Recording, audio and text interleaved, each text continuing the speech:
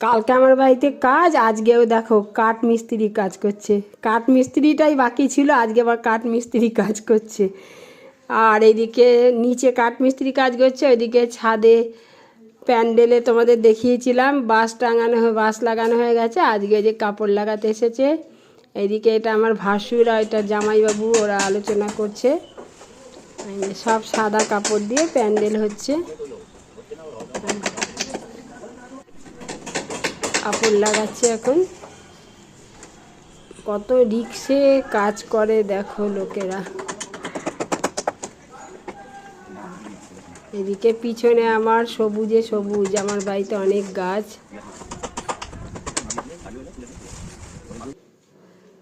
এই যে দেখো সারা ছাদে প্যান্ডেল।